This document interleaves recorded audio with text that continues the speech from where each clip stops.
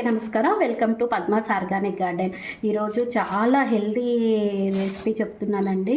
అది మల్టీగ్రెయిన్ ఆట అనమాట. అంటే రకరకాల మార్కెట్లో కూడా రకరకాలైన మల్టీగ్రెయిన్ పౌడర్స్ అయితే దొరుకుతాయి, కానీ వాళ్ళు హైజీనిక్గా అయితే మనకి చేయరనమాట.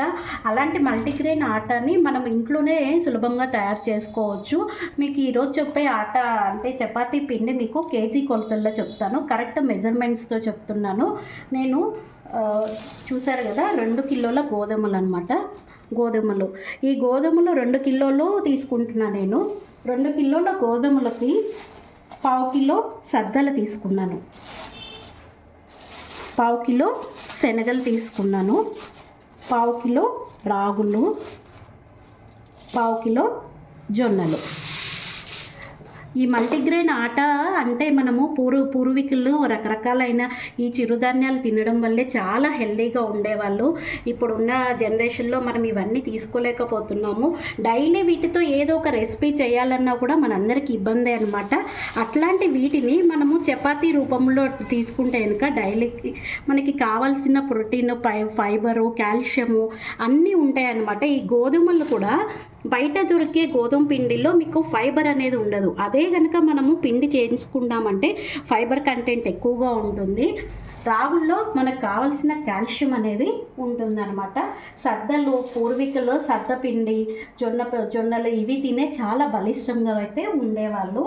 జొన్నలు ఆధునిక కాలంలో జొన్నలు అనేవి చాలా హెల్దీ అనమాట. జొన్న రొట్టె షుగర్ పేషెంట్స్కి చాలా మంచిది. శనగల్లో మనకు కావాల్సిన ప్రోటీన్స్ చాలా బలమైన రిచ్ కంటెంట్ అనమాట శనగలు. వీటన్నిటినీ కలిపి మనము ఇప్పుడు చపాతీ పిండి ఎలా తయారు చేయాలో చూద్దాము. ముందుగా నేను 2 కిలోల గోధుమలు తీసుకున్నాను. నీట్గా శుభ్రంగా ఎటువంటి డస్ట్ లేకుండా నీట్గా చేసేసుకోండి. ఇప్పుడు నేను 2 కిలోలు తీసుకున్నాను. మీరు 1 కిలో తీసుకోవాలంటే నేను చెప్పిన క్వాంటిటీలో హాఫ్ తీసుకోండి. అదే డబల్ తీసుకోవాలంటే దానికి డబల్ యాడ్ చేసేసుకోండి. దీంట్లోకి నేను శనగలు వేసేస్తున్నాను.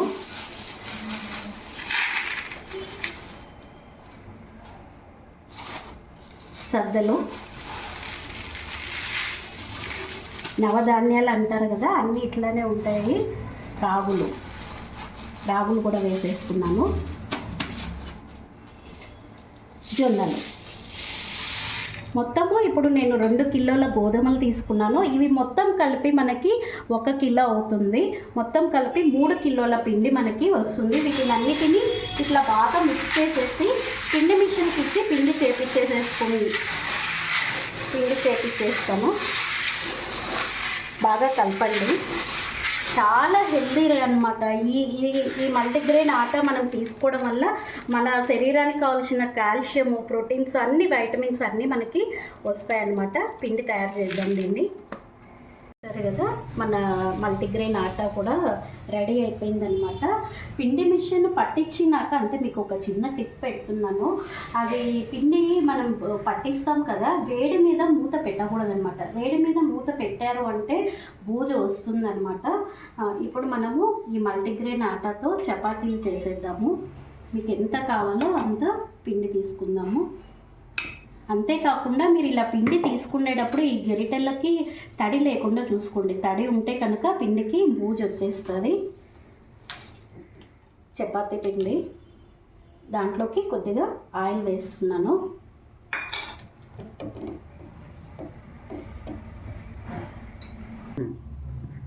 కొద్దిగా సాల్ట్ వేస్తున్నాను. బాగా ఇలా పెద్దగా మన మామూలు చపాతీలు ఎలా కలుపుకుంటామో అంతే. చాలామందికి చపాతీలు చేసేటప్పుడు స్మూత్గా రావు అని అంటారు. అలా చపాతీలు స్మూత్గా రావాలి అంటే పిండి కలిపేటప్పుడు కాచి చల్లార్చిన పాలు కనుక మీరు కొన్ని వేశారు అంటే చపాతీలు చాలా స్మూత్గా వస్తాయి. చూసుకోండి, మరీ జోరుగా అవ్వకుండా. ఎందుకంటే దీంట్లో జొన్నలు అన్నీ కలిపాం కదా, రాగులు. వీటిల్లో మీకు ఏదన్నా ఇష్టం లేకపోతే సజ్జలు ఇప్పుడు కొంతమంది తినడం ఇష్టం ఉండదు, అదే అవాయిడ్ చేసేసి మిగిలినవి వేసి ఇట్లా మీరు పట్టియచ్చు అన్నమాట. పిండిని ఎంత బాగా అదిమి తడుపుకుంటే అంత బాగా స్మూత్గా వస్తాయి.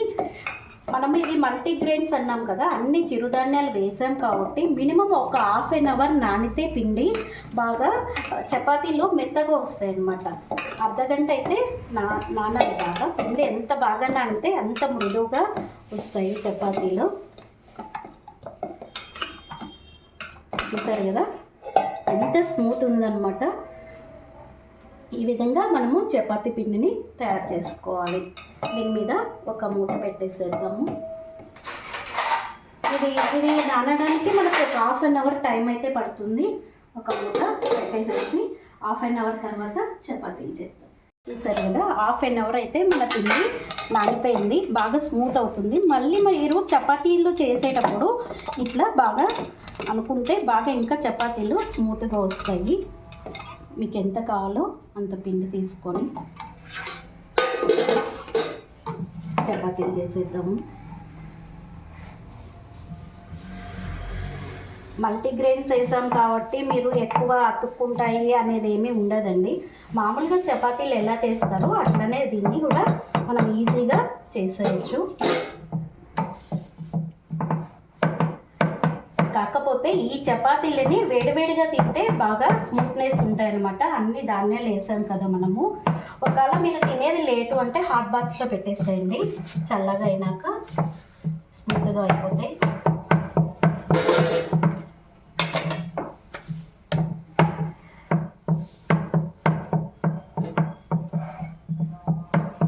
చూసారా అసలు అతుక్కోదనమాట. మీరు మామూలుగా చపాతీ చేస్తే ఎట్లా ఉంటుందో అలానే వస్తాయి. స్టవ్ మీద పాన్ పెట్టేసేసాను, పెనం కూడా హీట్ అయింది. చపాతీ వేసేద్దాము. ఆయిల్ అనేది మీ చాయిస్, కావాలి అంటే ఆయిల్ వేసుకోండి, వద్దనుకున్న వాళ్ళు ఆయిల్ని స్కిప్ చేసేసేయండి. దీన్ని పుల్కాల్లాగా కూడా చేసుకోవచ్చు. ఏమంటే అన్నీ వేసాం కాబట్టి ఆయిల్ వేస్తే చపాతీలు స్మూత్నెస్ ఉంటాయి.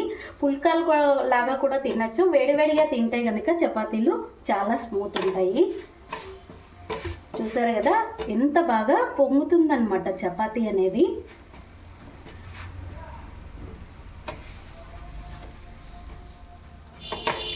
బాగా రెండు వైపులా కాలే వరకు చపాతీని కాల్చుకున్నాము.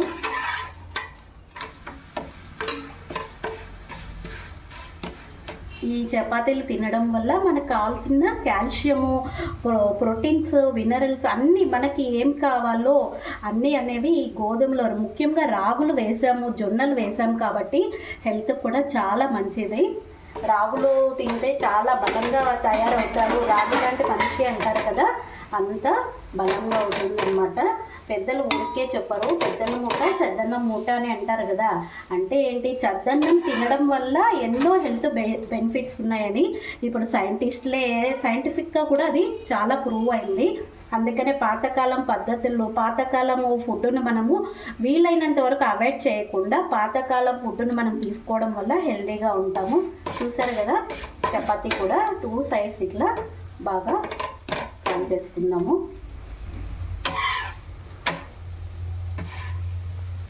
మన మల్టీగ్రెయిన్ చపాతీ రెడీ అయిపోయింది.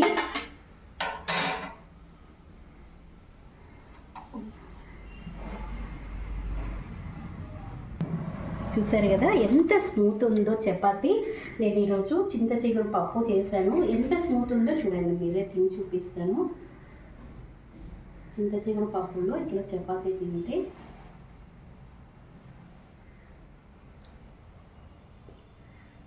ఇంత చాలా స్మూత్ ఉన్నాయి చపాతీలు కూడా. మీరు కూడా ట్రై చేస్తారని కోరుకుంటున్నాను. Thank you.